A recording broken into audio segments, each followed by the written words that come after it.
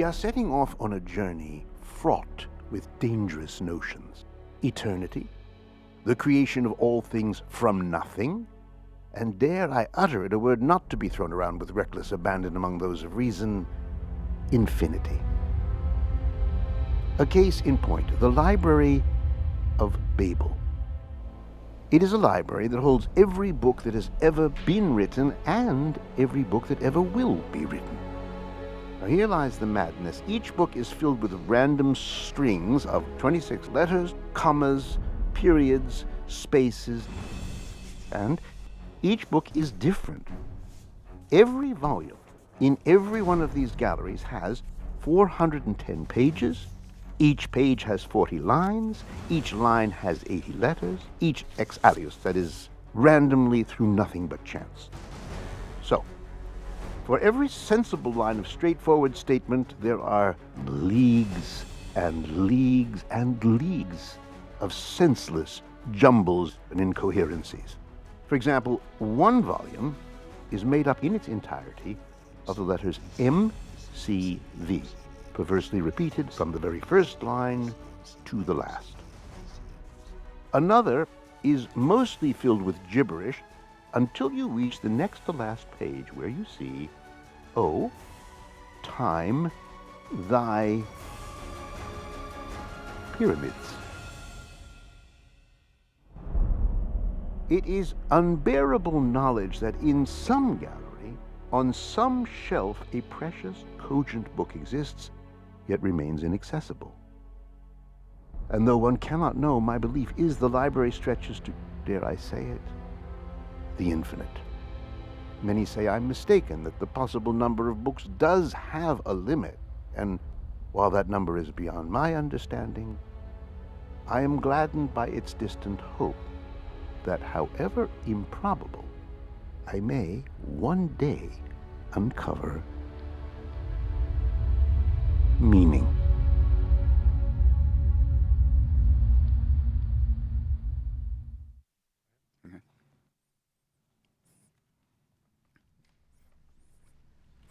Hello.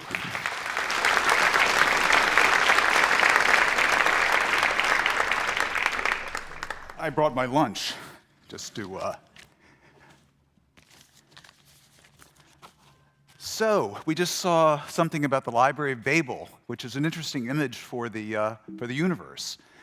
But tonight, today rather, you're going to hear from some people who will give you a much more expansive idea of what reality is. So instead of the universe being like the Library of Babel, it'll be like one letter in one book of the Library of Babel. So how do we get to this point in scientific inquiry into reality? So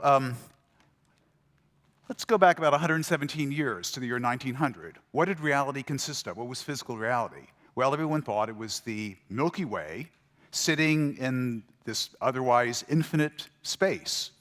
It was eternal and wasn't created, would last forever. How naive that proved to be. Because in 20 years from then, about 1920, it was discovered that the universe couldn't be static. It had to be expanding, and this could be empirically verified. You could see the galaxies pulling away from us. So if you extrapolate back in time, you get this origin to everything, the Big Bang. So now we have a completely different view of the universe. Instead of it being eternal and static, it had a finite origin in the past, and it might end in a finite future, in a big crunch, kind of like human life. You're born, it's the Big Bang. You die, it's the big crunch. That's it. So, completely different view of the universe. And this was actually exciting to some people of religious sensibility. Pope Pius XII said when the Big Bang was discovered, this is a scientific proof of creation. Really overturned our notion of reality. But then, in trying to understand what was going on with by the way, the Big Bang theory was confirmed in the 1960s when the echo of the Big Bang, the cosmic microwave background, was detected almost by accident. At first, the scientists thought that it was bird guano on the antenna that was causing this interference, but it turns out it's the echo of the Big Bang. So now the question is, what is this Big Bang event? And by the 1970s, some guys had come along. Two of them are here, fortunately. It's really thrilling to have them here. And they came up with the theory of the Big Bang. Let's see, do we have images of the two in their 70s hair? There they are. Not bad for 70s hair. So they set out to answer the question, what is it that banged? Why did it bang? And what was going on before it banged? And they came up with a theory which is called the theory of cosmic inflation. And so now, once again, there's a radical shift in our idea of reality. First, it was a static, finite universe, the Milky Way. Then it was the Big Bang universe. It blows up out of nothing in the seeming creation event, and then goes on its merry history. According to the new theory of inflation, our universe is just one member of this vast, perhaps infinite ensemble of universes called the multiverse. So this is where we are right now. We're going to be talking a lot about the multiverse tonight and the notion of infinity. And we're also going to address the question, what are the fundamental constituents of nature? And for that, we have a string theorist who is going to give us a rather radical revisionist notion of what the ultimate constituents of reality are. So these are the imponderabilia that will agitate and distend your mind for the next 90 minutes. It'll be infinity, eternity, and the idea of creation, the fundamental nature of reality, and also the limits of science. What, if anything, lies beyond the scope of science? And we may even get into the notion of free will, because one of our participants has just written a really interesting book about physics, about the relationship between physics and free will and things that are of great human interest. So let me tell you who these people are, if I can find my notes. Yeah. So by the way, this is a record. We'll have 6 people on the stage in addition to me. So you're really getting your money's worth. This ties the record for the World Science Festival. And we have 2 of them are inflationistas, the creators of the theory of inflation. They have a very expansive view of reality. We have then a string theorist who takes a very radical revisionary view of reality. We have a person who takes a rather conservative view of reality. And then we have 2 philosophers who are going to say, like, wait a minute, what do you mean by reality? And so let me tell you who these people are. First of all, we have Andrei Linde, who is, oh, I'm sorry, I did this completely wrong. I was to say, where did our universe come from? Nobody knows, but our first guest will tell you. His name is Andrei Linde. He is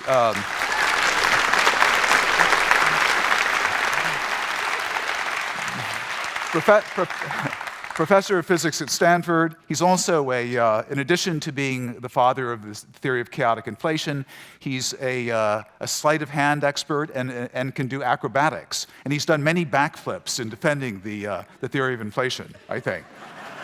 So, our next guest is professor of philosophy at Columbia. He's the Woodbridge Professor of Philosophy at Columbia. He also has a PhD in theoretical physics from Rockefeller University. So he's actually a physicist by training and a philosopher by lack of training. There, David Albert, great. Our next guest is a theoretical physicist and a string theorist. She's one of the founding members of the Center for Quantum Mathematics and Physics at the University of California, Davis. And she hopes to elucidate the fundamental nature of space-time, particularly interested in something called the holographic principle, which we'll talk about tonight. And she's works in a deeper understanding of black holes and quantum information theory. Veronika Hubeny, she's already there.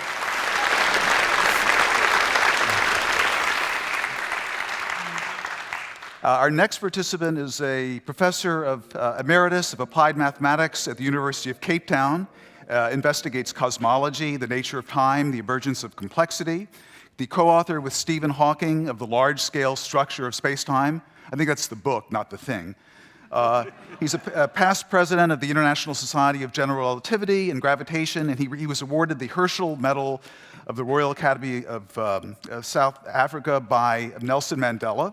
And he won the Templeton Prize in the year 2004. George Ellis.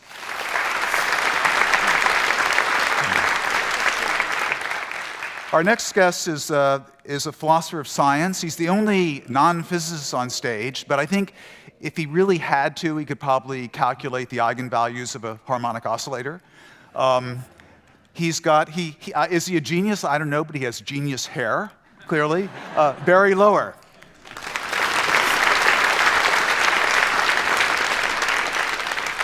And finally, this is the other father of inflation, the man who really first created it in 1979, professor of physics at MIT. He is, interesting enough, he discovered the theory of inflation when he was a postdoc. And so if there are any postdocs out there, there's hope for you. All you have to do is discover a paradigm revolutionizing theory, and you'll get an actual professorship, which he did. He also said, by the way,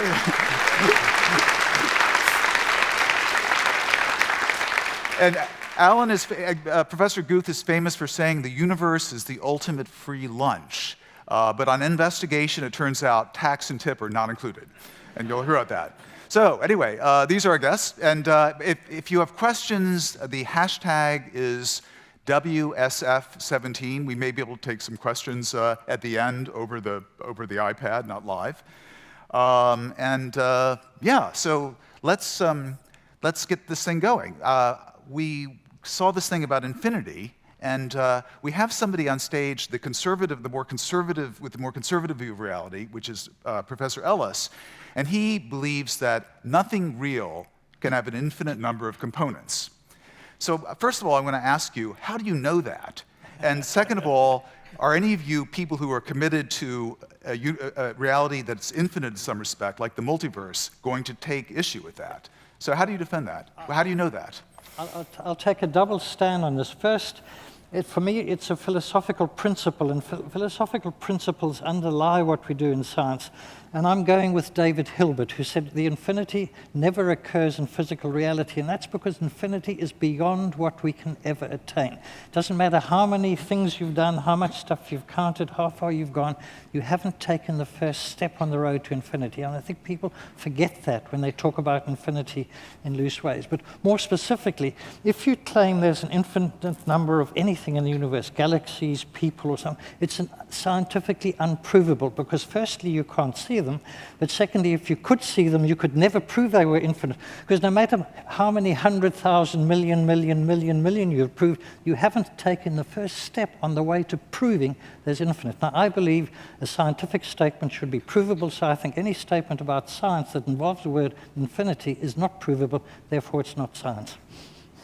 What if space were infinite and it were uniform, and there were galaxies uniformly distributed throughout space? Are you saying that's metaphysically impossible? Yeah. Surely someone's going to object to that. That was a what-if statement. So what-if statement, yeah, well, that might be true, but we can see up to 42 billion light years away. We can't see anything further.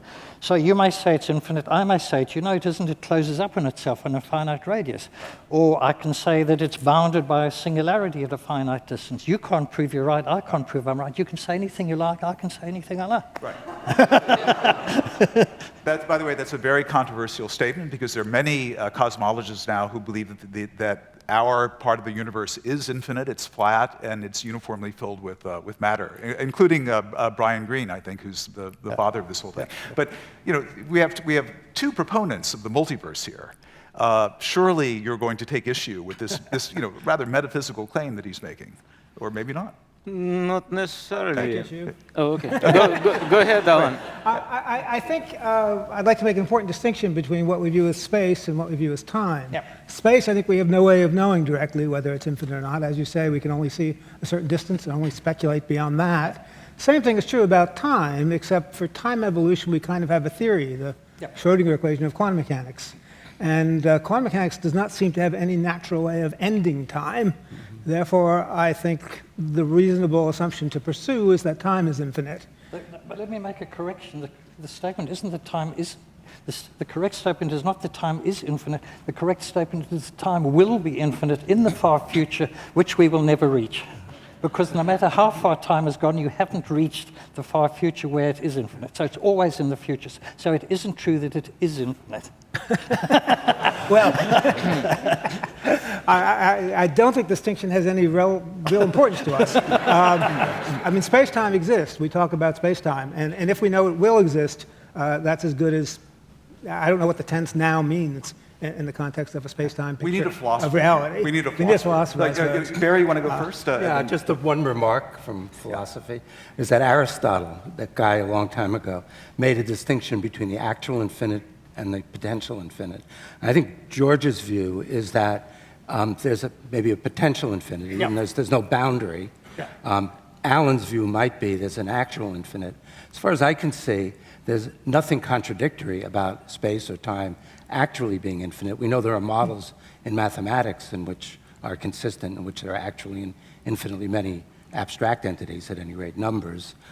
Whether any scientific theory needs to posit the existence of an actual infinite is an open question, I think. I would like to add one important statement that I didn't quite get to, which is that given what we call in physics Coleman-DeLucia tunneling, technical word, if you have an infinity of time, you automatically get an infinity of space coming along with it. Space and time are more or less interchangeable in the context of general relativity. I can pick up on that. I mean, science is full of claims.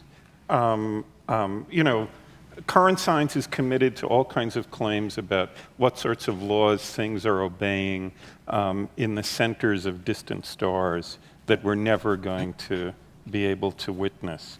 But we take it to be a natural extrapolation of things that we take ourselves to have good reason for believing. So the observation, which is surely true, that there's never going to be a direct empirical proof that the world is infinite or that the world is finite, it doesn't seem to me to be equivalent to a claim like we couldn't imagine ourselves having what we take to be good scientific reasons for supposing that the world is infinite or finite in this or that respect. Barry just mentioned one. You know, we have the Schrodinger equation. It's, you know, we have all sorts of good empirical reasons for having faith in the Schrodinger equation, and the Schrodinger equation doesn't present us with a natural opportunity for the time parameter to come to an end. So it seems like a plausible thing to say that it's infinite. You're absolutely right in pointing out that that's going to be one among, you know, uncountable numbers of claims about the world that our science is committed to, which we're never going to be able to directly, empirically confirm or refute. You seem to be equating that with a claim that we couldn't have anything that counts as a good scientific reason to believe one way or another about such claims, and I guess I don't see how that follows. And Andrei, you are the father of the theory of eternal inflation, and eternity has a kind of intimate relationship to infinity. Give us your take on this, and make it funny. I can take infinitely large amount of time for that, but I probably will be stopped. And that actually is similar to what actually happens in our universe, most probably now. Right now, our universe tends to be, well, at least started about 5 billion years ago, exponentially expanding. And if this continues, then our part of the universe eventually will become empty. And we will find ourselves in something which is called de Sitter space. And de Sitter space has largest distance from which we can ever get any information. And this is called de Sitter horizon. So the whole universe, the whole de Sitter universe, may be infinite, but only part of it will be accessible to us. So in a sense, you'll say, okay, so what is then the multiverse if you have just a finite patch of everything to explore? On the other hand, if we study it a little bit deeper and study what happens in string theory, for example. In string theory, a lot of different vacuum states. And our vacuum state may decay in the future. And when it decays, our horizon may expand and become infinite. Or we may all collapse and die instantly. So there are some possibilities which right now we cannot even fully foresee. All of this picture of the universe didn't exist in the sense which we perceive it right now. It didn't exist about 35 years ago. So to come and say, I would forbid this picture being discussed because it, well, against my general principle. This would probably be, well, I would warn us against following the lead of those who want to forbid or something. But I don't think that George wants to forbid. He wants to put a question mark here. Be careful, because there is something which should be taken into account seriously. And I absolutely agree with this position. And I particularly want to put a question mark against statements coming out in the popular journals saying, how far away is your next self? And I just think to talk about yourself having infinite replications is kind of really stretching beyond. Right, in this notion of the universe, there are exact replicas, 10 to the 10 to the 100th, angstroms or light years, it doesn't matter, that scale away. And all variations, So, George, do I understand you correctly that you decided to go against the infinity because you want to avoid the possibility of horror of meeting yourself well doubled? One is enough. I think you're right. So,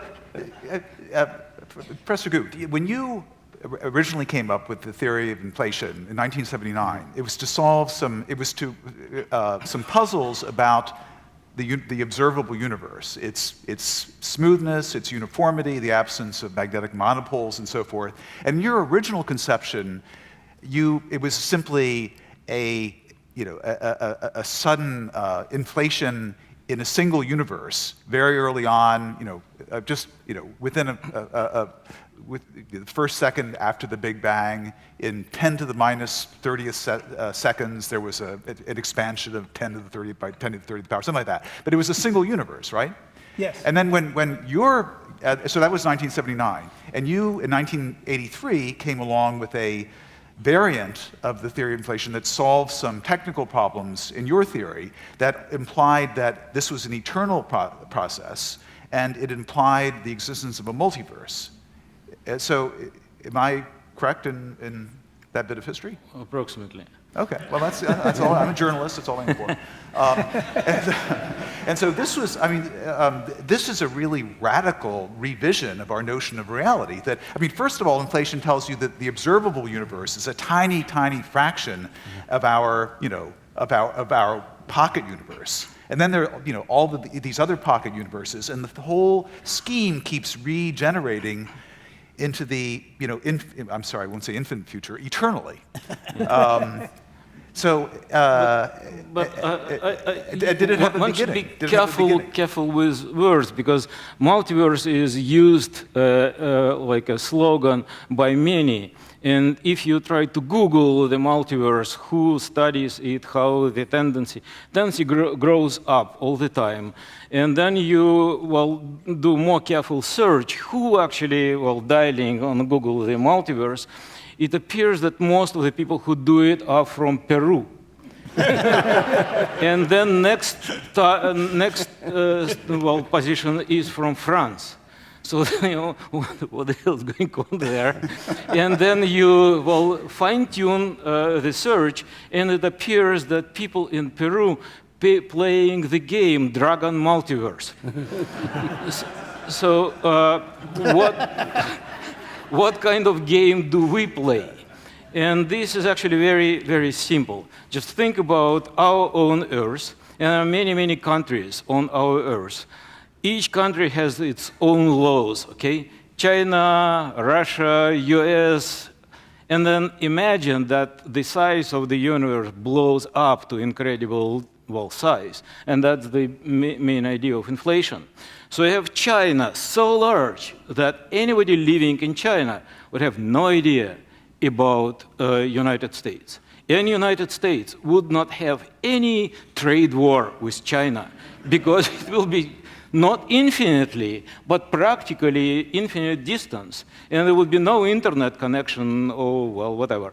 So then this is a very simple, very practical idea. And then somebody comes and say, oh, I live in a place where this set of laws and this set of laws is unique and other laws are impossible.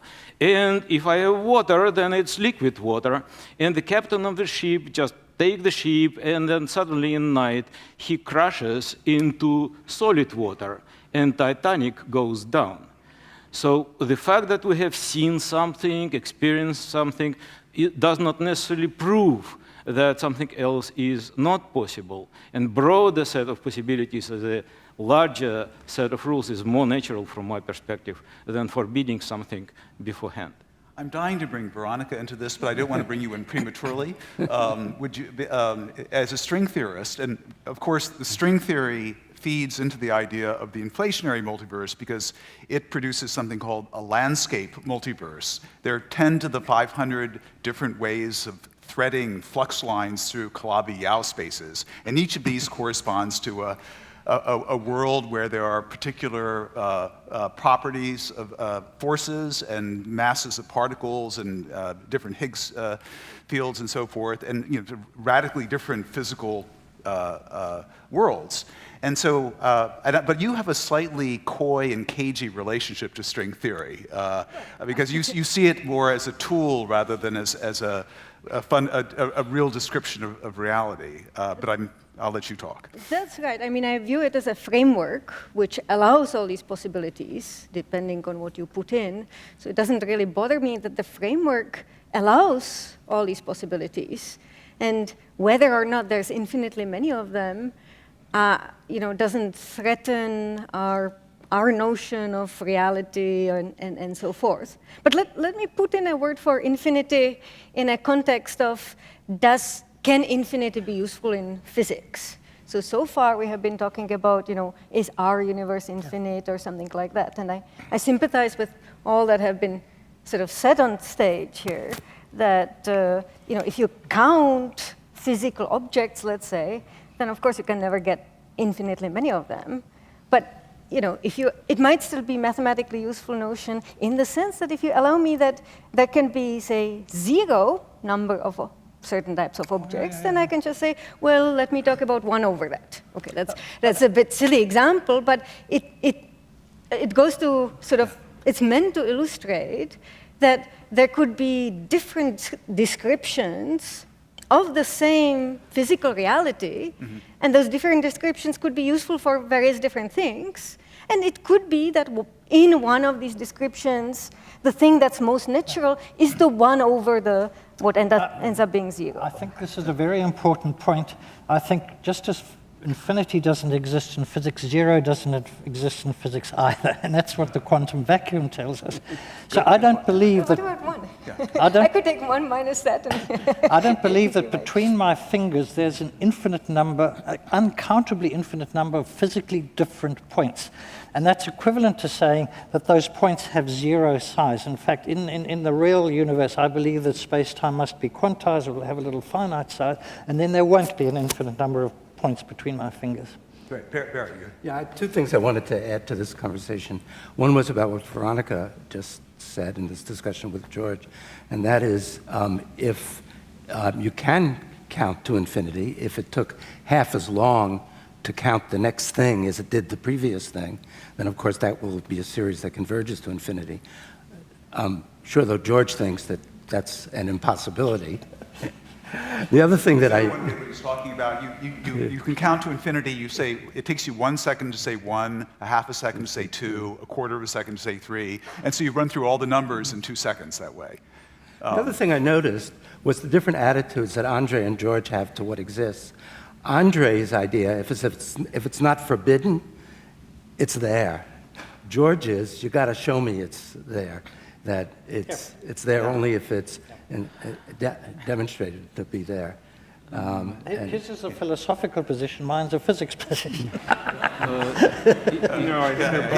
looks really unhappy with that. Given what I know about Andrei's background. Philosophy and physics is shorthand for waste of time. So those are fighting. Andrei, you've been accused of being philosophical. Those are fighting. I came 2 years from Russia, and one of my friends there expressed his attitude of the difference between how things work in different countries. And he said, in Russia, everything that it is not explicitly allowed is forbidden. In the United States, everything that it is not explicitly forbidden is allowed. And I much prefer this last possibility.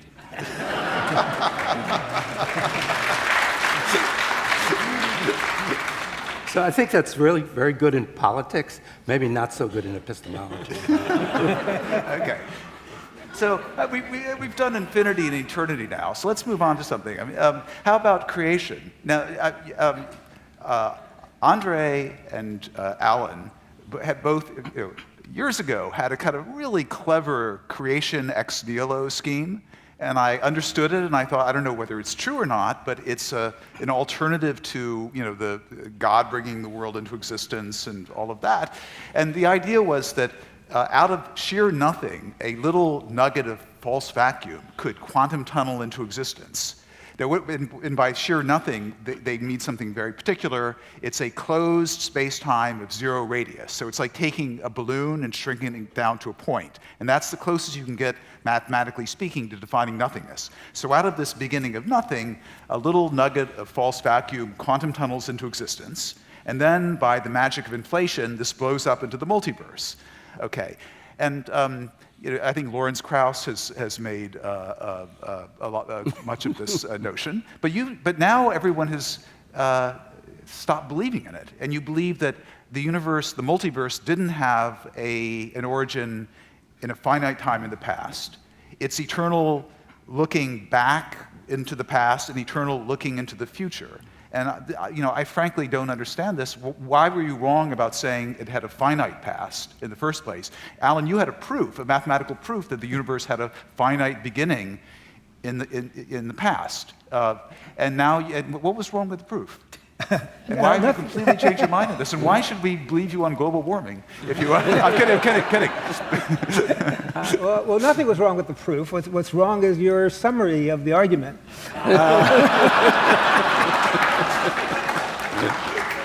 The statement was never that the universe necessarily had a beginning. The statement was that if you followed the era of inflation backwards, the era of inflation had to have a beginning. That we still think is true. And it certainly also, I think you exaggerated tremendously when you said that now all of you people don't believe that the universe had a beginning. As far as I know, I'm really just speaking here for myself and Sean Carroll, who've been working together on a model of a universe that would be eternal. And in this model that Sean and I are working on, it really was originally proposed by Sean, to give credit where credit is due. We'd be living in an era where time is going forward and entropy, that is disorder, which we think of as almost a proxy for what defines the arrow of time. Disorder is growing towards the future and getting smaller towards the past. And in these models with a definite beginning, the universe would have begun at some finite time in the past with essentially zero entropy, zero disorder. And that's still a possibility. I don't mean to say that that's not possible. What appeals to Sean and me about this alternative approach has to do with a symmetry in physics, symmetry of time reversal and variance. All of the laws of physics that we know of are time reversal invariant. That is, we here can be sitting on the stage and talking and time is going forward. If there's also a quantum state where all of that is reversed and everything is happening exactly the same but in the opposite order. The laws of physics don't care about distinctions between future and past. And when one puts in a beginning of this sort, you're putting in a distinction between the future and the past. We have a beginning in the past. So the goal of the picture Sean and I are pushing, which we haven't published yet, so I probably shouldn't even really be talking about this, but here I am. The goal is to produce a picture of the universe or multiverse where nowhere does one put in anything that violates this symmetry between future and past. So the way the model works, there's an intermediate period, which you might think of as the logical starting point, where the arrow of time is not well defined. Disorder might be growing, might be shrinking, doing one thing one place, one thing a different place, just chaos, basically. But then if you follow that forward in time, there are laws that we think we understand which say that disorder will start to grow, entropy will grow, an arrow of time will develop going that way. And we also have in mind that all of this is going to be undergoing inflation, and in fact, eternal inflation. If you follow the same thing backwards in time, The same thing happens, but in the opposite order. The laws of physics, as I mentioned, don't care about T versus minus T. So if you follow it backwards in time, entropy disorder starts to go in that direction. Inflation happens backwards in that direction. So you have this two-headed arrow of time picture, and the beauty of that is the full system is completely time reversal invariant. Boom, same thing, back, boom. So you have a nice picture of the multiverse, which automatically contains an arrow of time, which was not put in by hand, but arises naturally just from the evolution of laws of physics that we think we already understand. David, you're the natural person to critique this, because this is the man who coined the term the past hypothesis, which a very simple coinage, but it's really caught on. The past hypothesis, explain what the past hypothesis is. That's, although I don't think it's in such dramatic conflict with this, usually before we were considering theories of the kind that were just described, we used to think that we needed to make a special posit to the effect that that there was a initial state of the universe where the entropy was very low. What's going on in Sean's proposal is that the idea is being floated that maybe the cosmos doesn't have anything like an equilibrium condition. That is, the cosmos, there isn't any upper bound to the entropy that the cosmos can have. So wherever you start out, entropy is going to go up from both sides of that. It doesn't matter what kind of state that is. That's still going to be a situation in which, on either side of this minimum, you have the equivalent of a past hypothesis. You're just not you're not claiming that things can't be, that things can't be traced back even behind that. So this seems to me not something that contradicts the past hypothesis. It's an attempt to put something like a past hypothesis in a larger framework. By the way, Alan, I had a conversation with Sean Carroll a couple of years ago in Los Angeles, and I said, "Do you believe that the universe has a finite age?" And he said, "No." And I said, "Well, Alan Guth proved that it does." And he said, "No, in fact, I'm working on a paper with Alan Guth to show just the opposite." And I thought, physics is like Hollywood. Nobody really knows anything. It was really kind of, so let's talk a little bit. At the moment, there's this huge controversy over the inflationary theories in the multiverse. We have the two of the creators of the theory of cosmic inflation here on stage. The third, arguably the third father of the theory of inflation is Paul Steinhardt, who's the Albert Einstein Professor of Physics at Princeton, and he's now become an adversary of the theory of inflation. And in the Scientific American, I believe, there was an article published by Steinhardt and some collaborators arguing that the theory of inflation was a failed research paradigm, essentially. Maybe I'm putting it too dramatically.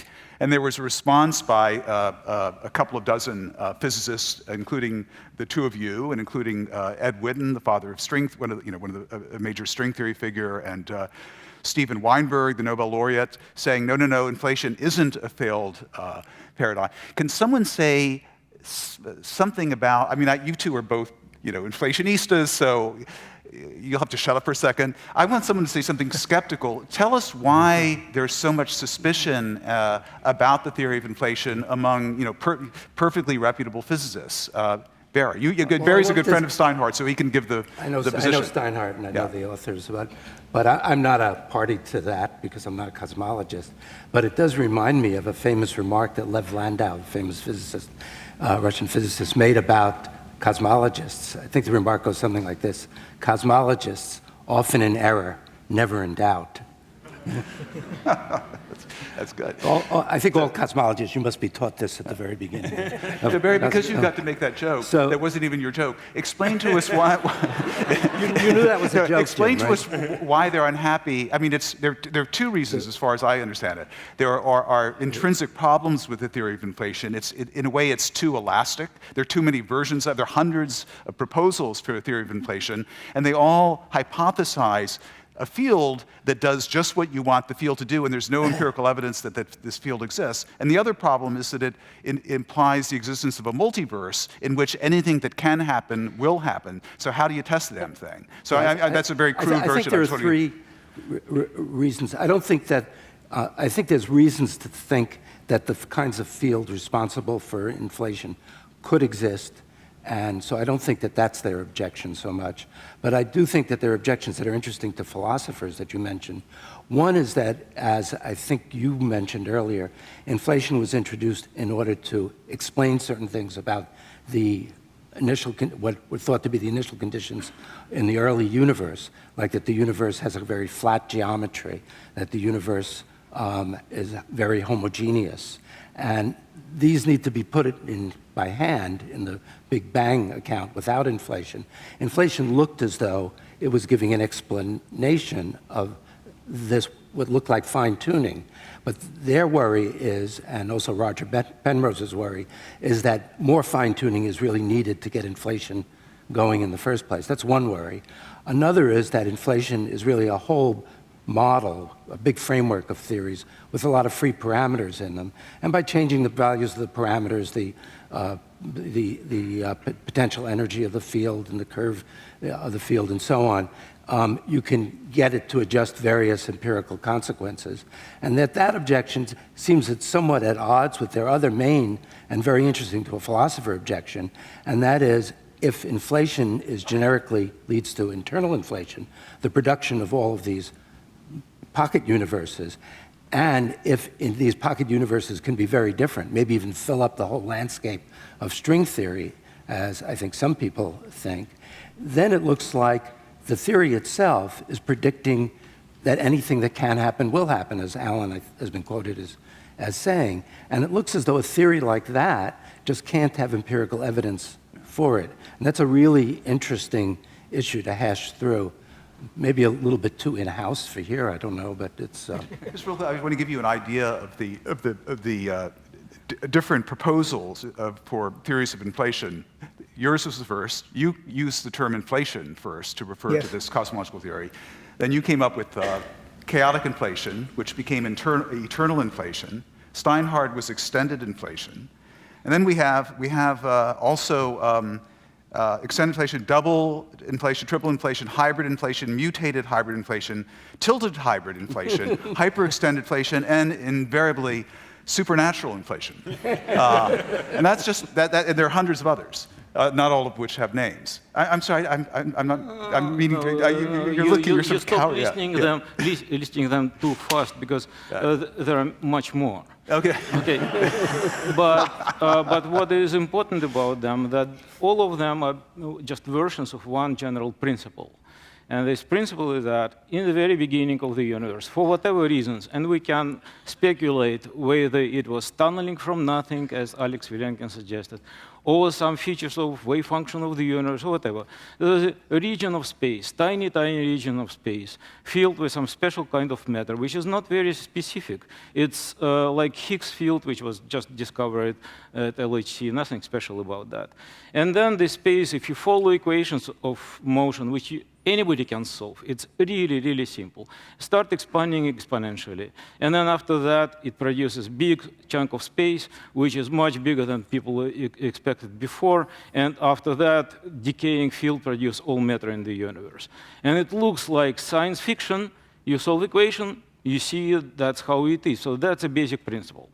After that, you start fine-tuning.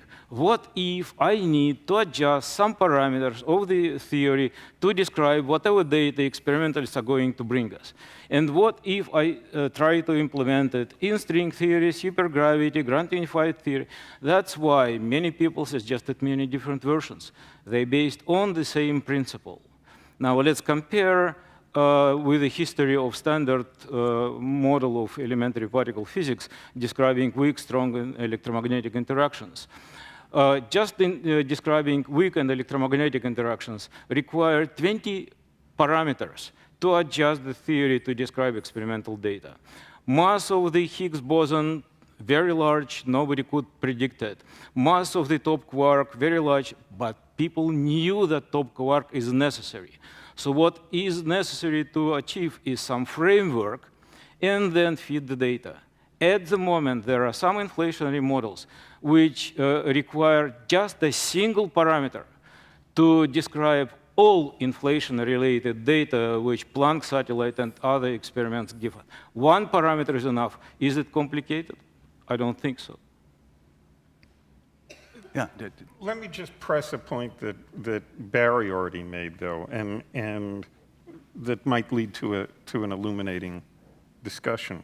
Look, there are people, and maybe I should issue a disclaimer here. In past occasions when I've appeared on panels at the Science Festival, they've been panels set to discuss a topic on which in some sense fell within my professional areas of expertise.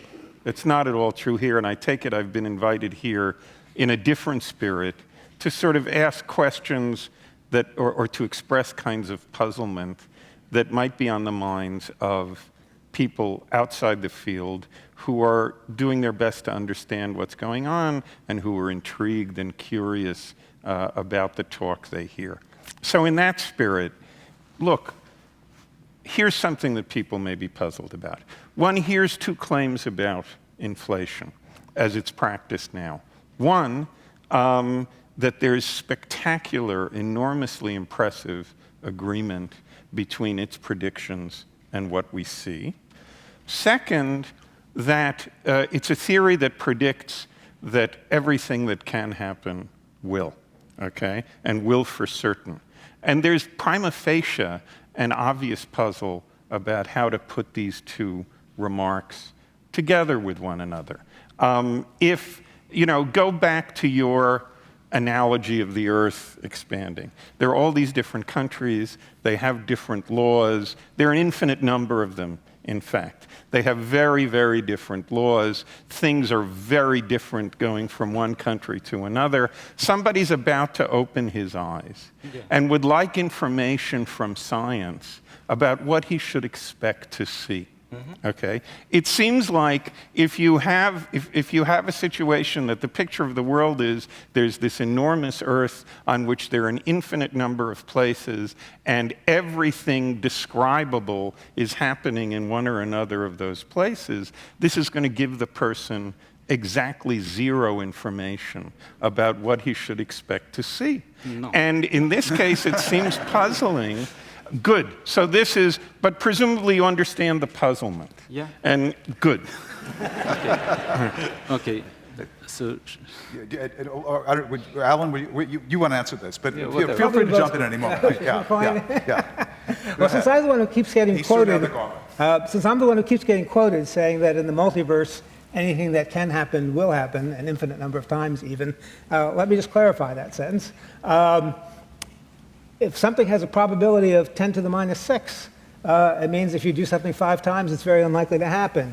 If you do it 10 to the 6 times, it's likely to happen once. If you do it an infinite number of times, it's likely to happen, has to happen, in fact, an infinite number of times. But the probability is still 10 to the minus 1/6. If you do only make a finite number of observations, the probability of you seeing that is very small. As I like to say, even if there is a multiverse, unfortunately, the probability of my winning the lottery tomorrow is not high. It remains small. Good, but Alan, let me just jump in there for a second. Okay, go ahead. What you're saying implies that the picture comes along with some set of probabilities of this being the world that's realized or that being the world that's realized. And my understanding of the current status of the theory, in which people are looking for a so-called measure over these worlds, which would provide us with the probability you're talking about, is an element of the theory which is so far not in place, okay, which we're hoping is going to be in place and is going to give us the right probabilities, is going to identify what we see as a high probability kind of an event. Would somebody be wrong to say, oh, I see, so the hard part hasn't even begun yet, okay? All of the physics of this is going to rest in the choice of a measure. That part, that's an ocean of uncertainty onto which we haven't even dipped our, into which we haven't even dipped our toes yet. Would that be a fair thing to say? I think it would be a slight exaggeration. I mean, I should say a lot of what Dave just said is true. There is a measure problem, and I was just going to get there, honestly. I really was. The measure problem has to do with probability. Whenever physicists talk about the measure problem, they're talking about a fiendishly difficult problem having to do with defining probabilities when you have an infinite number of possible events. And it's all physicists say, tend to skirt it. They tend to, because it does seem to be all insoluble in every context in which it arises. But so the measure problem means a problem with defining probabilities. That's all. Yeah, go ahead. I agree with that clarification. People who work on inflationary cosmology are aware of this measure problem. When we say it's an unsolved problem, I don't know, it's either an unsolved problem or a problem for which we have multiple solutions. Those are kind of equivalent statements, more or less. We don't yet know what the right solution is. We certainly do have proposals which define probabilities in ways which seem to be perfectly consistent with everything that we know of. So if we think of this decision of how to define a measure as an empirical decision, we do have ways which work empirically. I should also emphasize that there's no doubt that it's possible to define probabilities on infinite spaces. Mathematicians have been doing that for ages, for a century anyway. So the only question, but there are many choices usually, and that's the issue here. So we do have to find the right choice, but there doesn't seem to be any problem in finding choices that are very sensible. What we still need and hope to find is a way of definitively determining what the right measure is. Real quickly, we want to get to Veronika's revisionist view of reality soon. So let's wrap this up. You have something to say, and you have something to say. You've got preparing an annihilating remark. I can tell. You've got this mischievous look in your eyes, that you always do. And then you, and then George. Oh, I'm sorry. Barry, were you finished, Barry? I have something I want to say. Okay, yeah. So let's do that quickly, and then we'll get to Veronika because. No, it's you. Oh, yeah. Feel free to interrupt. I'm just, I want to. Andrei is going to make an annihilating remark? Yeah. So he wants to bring us back to nothing. So I'm talking? Okay. Yeah. Okay, so I know when I was born. I know where I was born. I don't know what was the probability that I was born in Russia as compared to being born in China or in New York, whatever. Well, I know that after I've been born, I start asking questions. Once I look around, if I see everybody around speaking Chinese, that would be a problem. That would mean invasion. So there's some stage where I start asking questions on the basis of something previous. If I'm looking on our universe, I know something about our universe.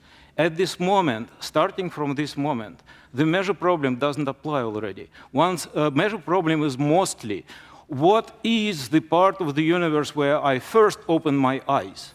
After I open my eyes, my wave function in some interpretations is reduced to the part of the multiverse where I'm going to live. In some other interpretations, I just happen to be in the universe, whatever interpretation it is. Starting from this moment, this problem disappears. And then after that, what appears? Well, you still have a problem to predicting on the basis which you assumed about your part of the universe, what are going to be consequences of that. And these consequences are more or less easily predictable, and so happen that for whatever mysterious reasons, it could be just luck, but for whatever mysterious reasons, cosmologists made lots of predictions based on inflationary theory, and so far, so good. So either we just dreamed right answers, or we somehow know how to get it. That seemed very profound to me, but I'm still mystified by it. But would anyone?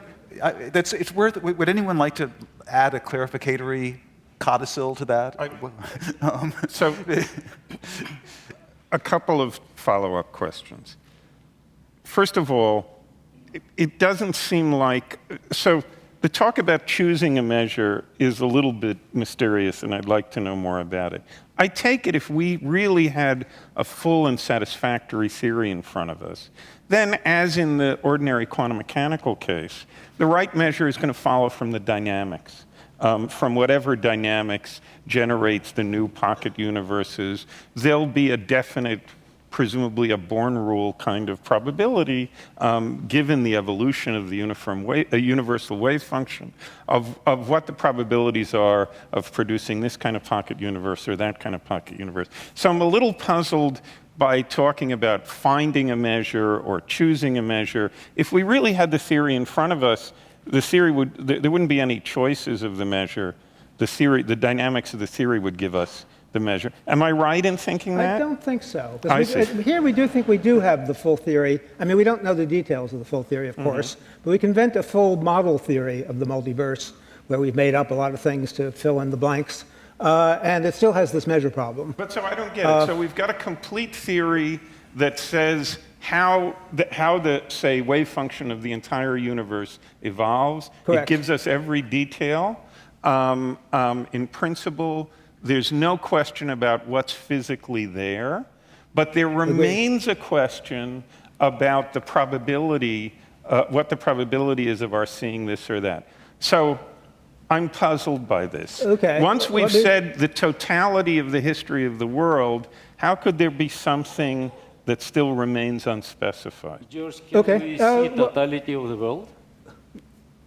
His claim was that we have a theory that gives us the complete dynamics. Whose claim? My claim. Not that we have it, but that we can model the multiverse. Yes. No, never. Well, no, I didn't say we That's had it. what he just said. I certainly did not say that we had such a theory. I just said we could model the multiverse, filling in the blanks with guesses. Right. And we can make definite guesses, and we still have a measure problem. Right. That is, let's be more clear. The question was, if we had such a theory in front of us, which includes measure? No, measure is not a part of the theory. It gives us the full dynamics of the theory. And quantum mechanics with the rules of quantum. So rules, with the rules of quantum. So rules are a part of the theory. Yeah, the Born rule is a part of the theory. Measure is a rule. No, fine. Okay. No. So now, so maybe measure is a part of the theory, good. Right? So maybe there's no disagreement here. Okay. If we had a full quantum mechanical theory of the evolution of the wave function of the world, Alan, I thought you were just saying there would still be a question that remains to be answered. I was saying, and it sounds like you're denying here. What I would say is that this full wave function would tell you what the probability might be of finding something here or finding something there. Indeed, what it would be. But what it would be. Right. Okay, agreed. Right. But still, if you ask, suppose all I know is my situation. I'm seeing this room, I was born in such and such time, and so on. There'd be an infinite number of copies of such a situation in the multiverse. Right.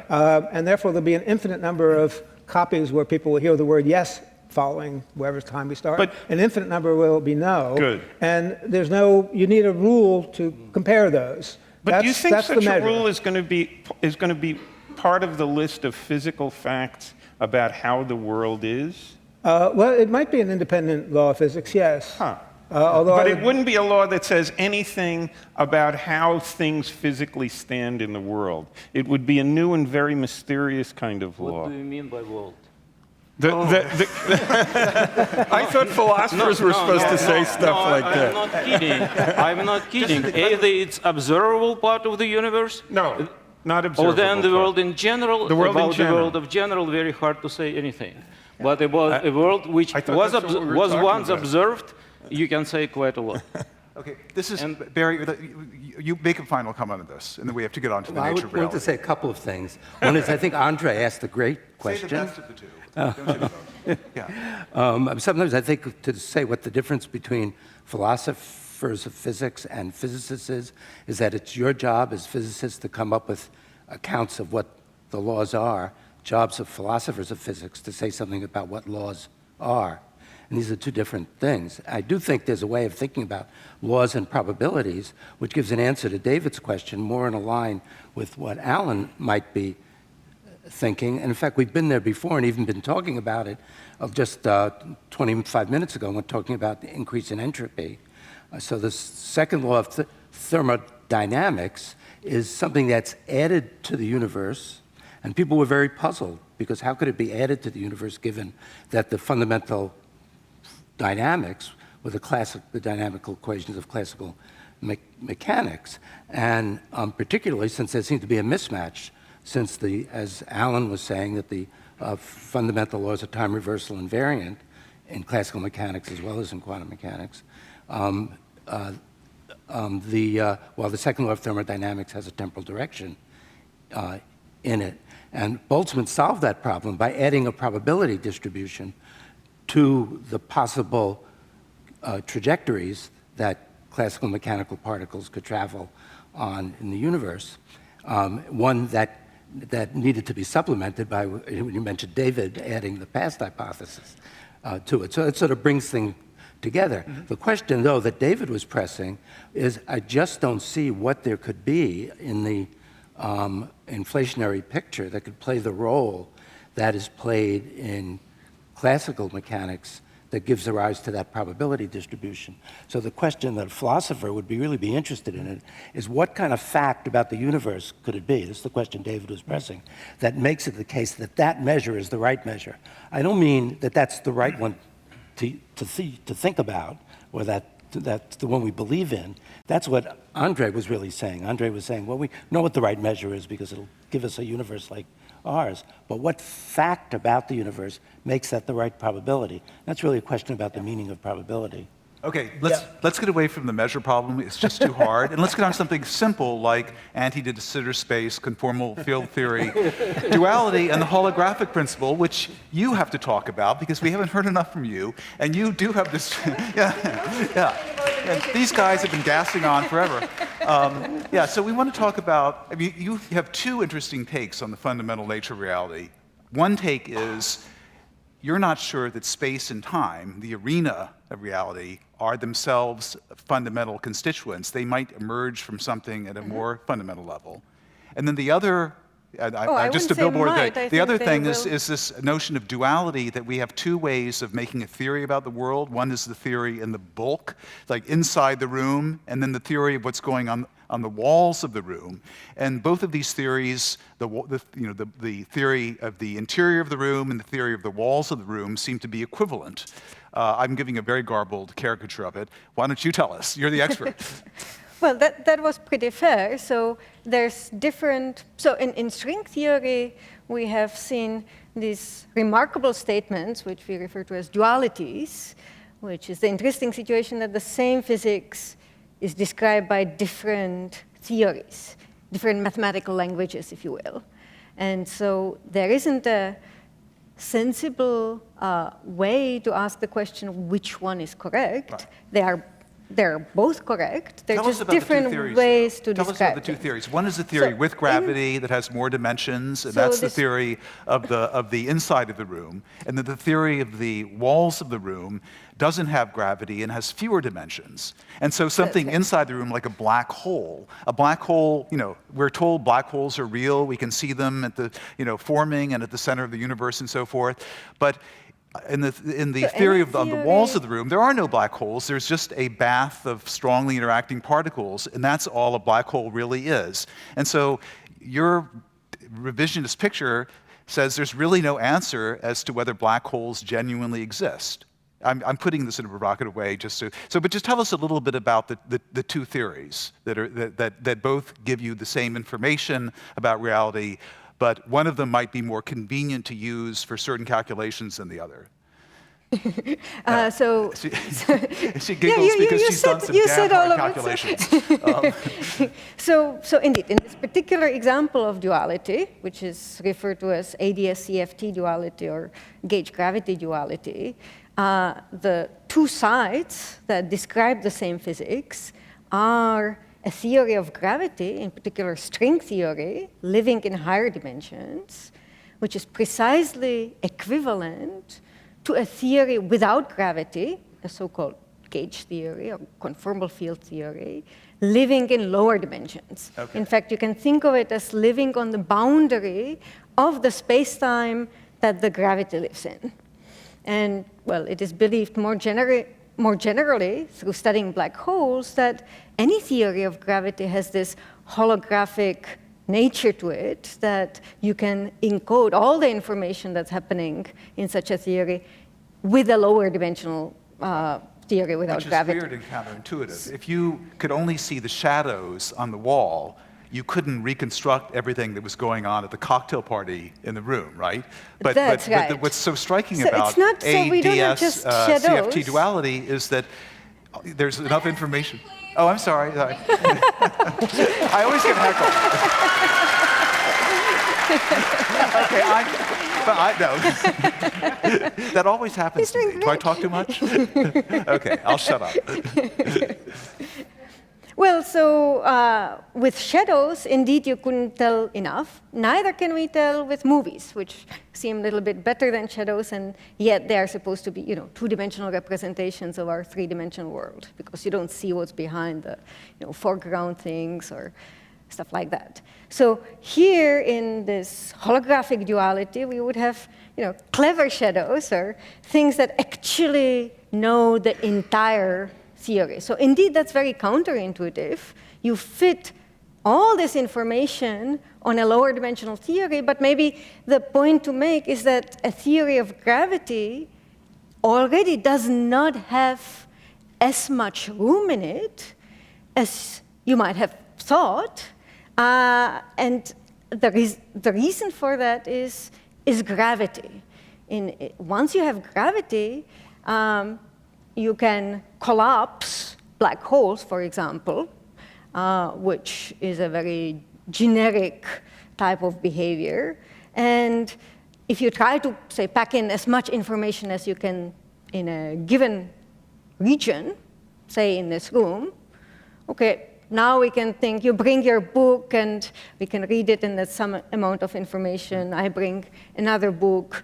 Andrei brings one more book, and so forth. And we can pack this room with books, and that's still, there's no problem with that. But once we sort of try to pack in so many books that we would sort of push at the limit of how much information can be packed in, gravity takes over, and the whole thing will collapse into a black hole. And now we'll see that, in fact, the amount of information scales only with sort of the surface area of this room rather than with the volume. Okay, so gravity has somehow built in the structure of being describable by a lower dimensional theory. So that's called the holographic principle. Now, this duality that you were prompting me to tell us about is a concrete realization of that, this so-called ADS-CFT duality. The ADS side stands for anti-de Sitter. It's a particular space-time that has a negative cosmological constant, so very different from the expanding universe that we're living in. But nevertheless, because it's a theory of gravity, it contains black holes, and in fact, we believe that black holes there behave just like the black holes that we see out in our universe. And now the miracle is that, yes, there is this other description, this lower dimensional description, that now does not have gravity, it does not have black holes, but everything that sort of is happening around us, all these black holes and stuff like that, are described in this completely different language. Yeah. It's very scrambled, but it's a same physics is happening in this. So as we were saying earlier, in the bulk theory, in the higher dimensional theory, you've got a black hole. In the boundary theory, which is a complete description as well, what looks like a black hole is actually a bath of gluons and quarks. So David, being a philosopher, is concerned with reality as it is in itself, and he wants to know which is real. Are there black holes? Or maybe that's a naive question. You're still asking me? Yeah, I don't know. Dialogue. Yeah, I have my lunch here. Yeah, I'm being forced to say something that I don't, that I'm not sure I believe. I mean, I guess there is, maybe here's a way to put the question. Look, physics has tons of mathematical equivalences in it. So we can talk about, say, the condition of a classical system of particles portrayed in three-dimensional space, or we can talk about it in configuration space, or we can talk about it in phase space. All of these are, in a very straightforward sense, mathematically equivalent, mappable into each other, isomorphic to each other. There is a temptation to say, in the classical case, yes, but notwithstanding these isomorphisms, the three-dimensional space is the real one. The three-dimensional space is the physical one. Is there an analogous question in the kinds of equivalences that you're talking? Well, there may be several things one could say about this. Maybe you think even in the classical case, the question doesn't make sense. Well, I think although most people would think it does. I think there's a hidden assumption in this, which is who is asking. Okay, so you are asking, and you are sort of local object, and to you, talking in sort of the position space is most natural. So then that somehow singles out a preferred description, because in some sense you're sort of providing the basis on which to ask this question. But what does it mean? I don't understand how I'm part of this description too. But you're a very specific one. I'm a very specific you're one, not, but for example, there's spread out over there's this an old room question attributed to Wittgenstein. People said to him, he said, I can't understand why the Copernican theory was counterintuitive. And people said, well, because it looks like the Earth it looks like the sun goes around the Earth. And Wittgenstein, Wittgenstein reportedly said, what would it look like if it looked like the Earth goes around the sun? Good. So I take it the same question applies here. So is the claim, sure, if I prefer to describe things in three-dimensional space, of course I'll be describing them in three-dimensional space. If there's some psychological feature of me which prefers three-dimensional space, of course I'll describe them in three-dimensional space. Most people would say, and it sounds like you think the right thing to say about this is just that it's a mistake. Most people would say in classical mechanics, no, there's some metaphysically significant sense in which the physical space is three-dimensional, and in which the others are just sort of abstract mathematical representations. You think in the classical, right? Good. I do not subscribe to that. What I want to ask is that if your brain is splashed on the wall, are you right? Still thinking? Good. Exactly right. So exactly then you right. would be naturally describing things on the wall. But your brain is splashed on the wall, according to you. So maybe you stop thinking at that moment. Is describing no, things but that brain is the same brain as the one that's in the three-dimensional space. Right. So there you go. So what do you mean? Where do I go? It's doing both at the same time. I think this notion those are two things? Aren't they the same thing? Good. So if they're the same thing, then it's a linguistic question, right? We have different descriptions of the same thing, and that thing is, there is one thing, but we're describing them in different languages. And now you're sort of trying to force me to say, well, isn't one preferred to the other because we somehow have this gut feeling that, yes, we are living in three dimensions. I'm not trying to force you to say anything. But it's just a question. In the simple classical case, most people would say, indeed, this is how people are taught physics. Oh, I see what's going on. The real deal is three-dimensional space, and there are particles moving around in three-dimensional space. There are various other abstract mathematical representations which are useful in certain contexts: configuration space, phase space, so on and so forth.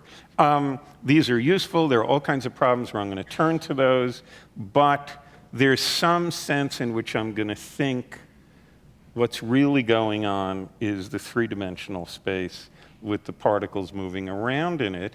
And it's not that I'm claiming that's obviously right. It's interesting that that's what most people, even people with a physics education, would tend to say. It's convenient, and it's convenient psychologically, but why is it crucial? Because somebody wants to know what's the dimensionality of space. and it sounds to them. David, what's your answer to that, by the way? You have a very counterintuitive answer. Yeah, What's that's another story. Okay, well, just tell me how many dimensions space has. N times the number of, the number of elementary degrees of freedom, Yeah. or So something. what's the order of magnitude? Is it about a Google? It's really big. Yeah. So we have 12 minutes left, and the two topics I thought were interesting. We're getting on to the soft ones. Beauty is a guide to truth in physics. That may be too, but George is interested in the limits of physics and the limits of science. And if we knew the universal wave function, could we predict that we were going to get together and have this particular conversation, say these particular things? Does it leave any room for free will? And you have a notion of top-down causation, which I'm very skeptical of, but I want to hear about it. All right, I want to be... Free will is a difficult one, but let me make the following statement. According to the standard Big Bang picture, let's have a period of inflation. I'm happy with that. We've got the last scattering surface where matter and radiation decouple. We've got particles on the last scattering surface. The question is the following.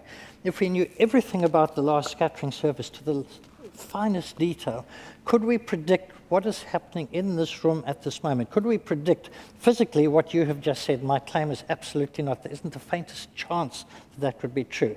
The reason is because, for many, many reasons, I'll just take two. One, there's quantum uncertainty between here and there, and I could amplify on that.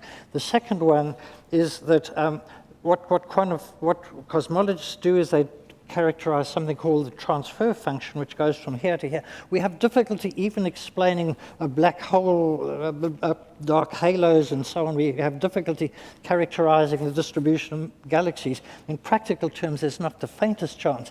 But supposing there was a chance of doing that, then you would be telling me that somehow the words you have just said were written into the last scattering surface by some demiurge, and I don't happen to believe that that could possibly have happened. So the real statement is the last scattering surface set up the conditions whereby higher level beings like you and me could come into being, where we had psychological powers in which we can argue at a psychological level, and that psychological level has real causal powers which are allowed by the physics, but they are not predicated by the physics. The physics cannot tell you what you are going to say in psychological terms because you're doing a logical argument, and the physics has no concept what that logical argument is. And what you said is a highly heterodox point of view. And does anyone here agree with that? Does anyone here? Because it seems to violate the unitarity of quantum mechanics and... well, I don't happen to believe quantum mechanics is unitary because I happen to believe that measurements take place. Every time a measurement takes place, it's not unitary. So I don't understand why any quantum physicist says quantum mechanics is unitary. No. So do you think this is important because it does leave, lend an opening to a robust notion of free will? Yeah. Okay, and so surely this must have raised some hackles here. These are excessively polite people, but they're raging inside.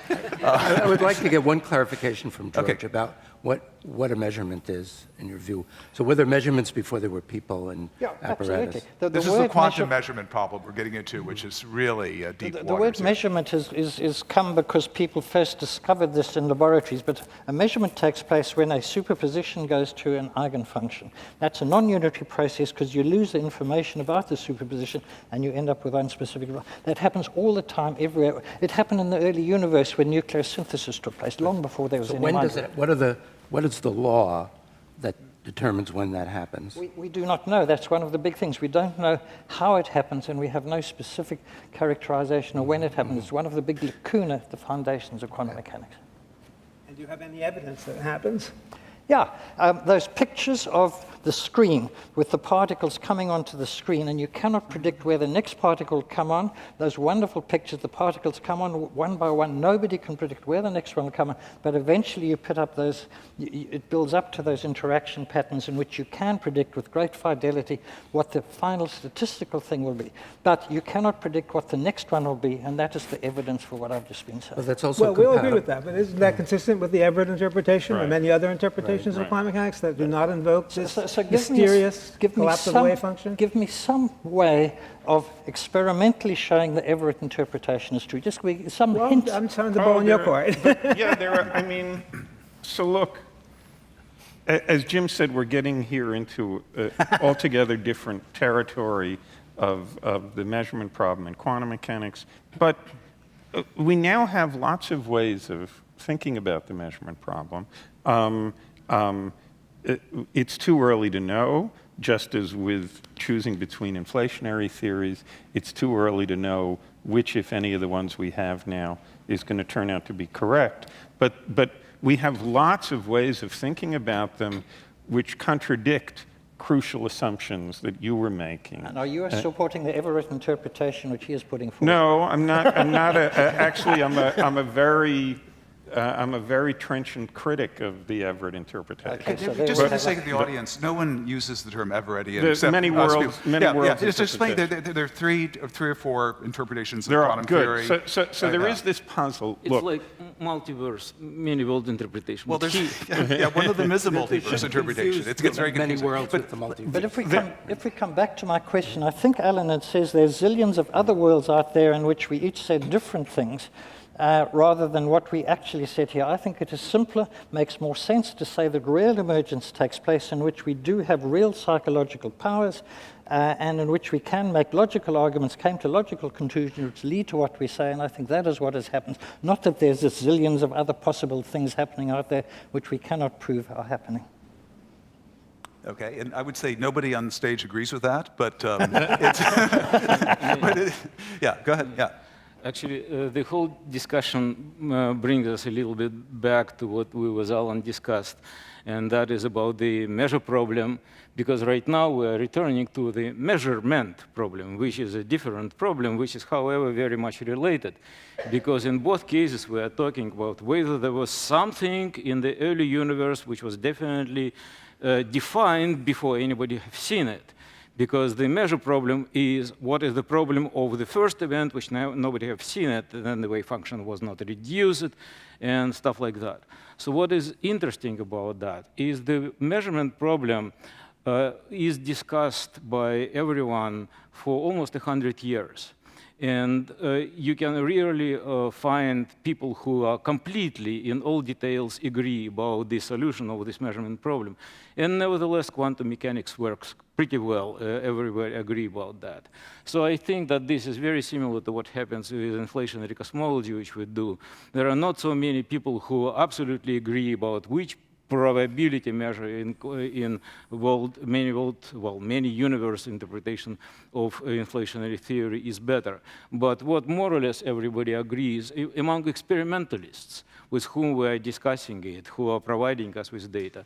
So more or less everybody agrees that if you have a given inflationary theory, it gives them predictions which they check, and the checking so far was pretty successful.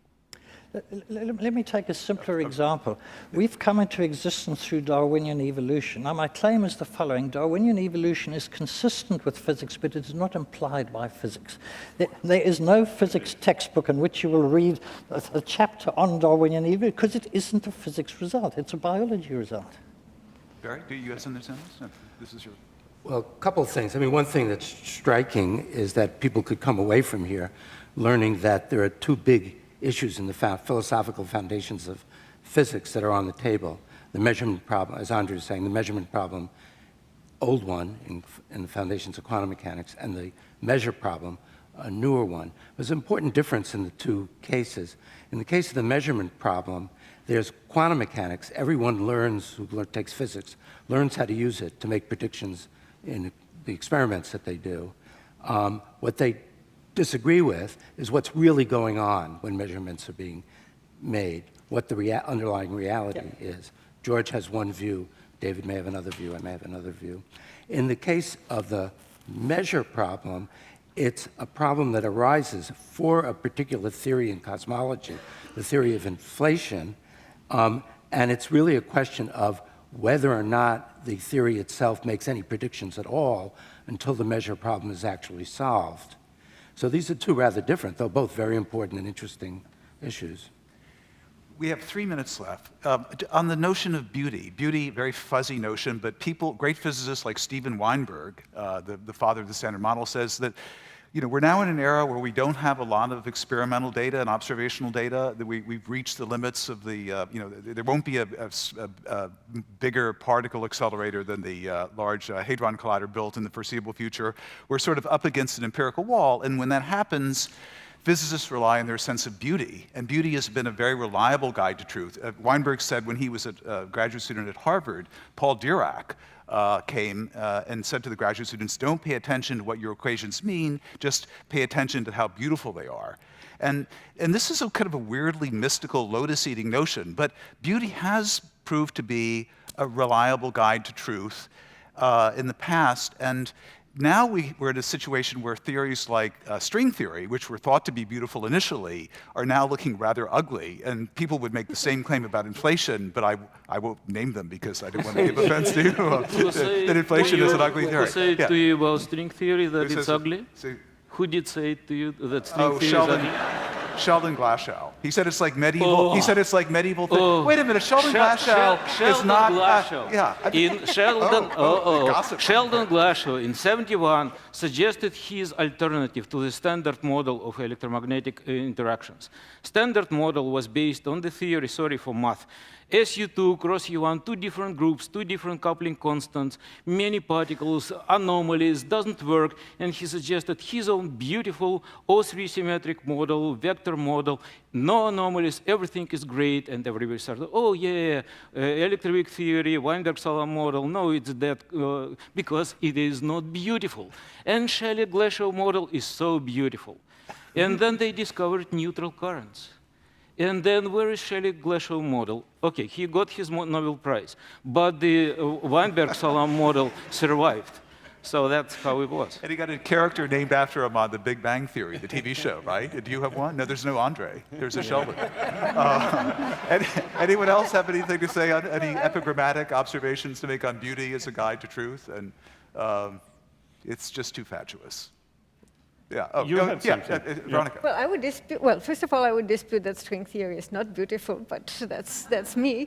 But I think the word beauty has all these other meanings. I would think simplicity and internal consistency are much more descriptive. And Weinberg said logical rigidity, and the example of that was general relativity. If you alter it a little bit, it crashes. Whereas string theory is very elastic. No. Well, you might be. I mean, it has the internal consistency is very powerful tool. In fact, it's very restrictive, and it's clear to all of us that whatever we propose as a theory can't be mutually, self-inconsistent. But you might think that that's a useless thing because just about anything you propose, you can fiddle around with to make it self-consistent. But that doesn't happen. And so this takes us much further along than one might have thought. Okay. And it turns out, the physics packages itself in some nice way. And yeah, it's the one which predicts multiverse. The theory predicts multiverse, so it must be beautiful. Okay, so we've come to the end. We've heard the scientific account of the universe, and we've heard the philosophers commenting on it. So I think we should just give the last word to religion. So the religious story is, in the beginning there was nothing, and God said, "Let there be light," and there was still nothing, but now you could see it. So that's it.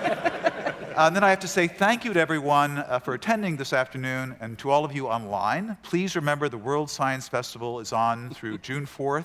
And for all the programming and scheduling information, please visit us at worldsciencefestival.com. Special programs not to be missed include Science in a Polarized World, a global town hall meeting tonight at 8 p.m. at the NYU Skirball Theater, and our final day in Times Square today with our sustainable dance floor, LED screen, and Holocene. Thank you again, everyone.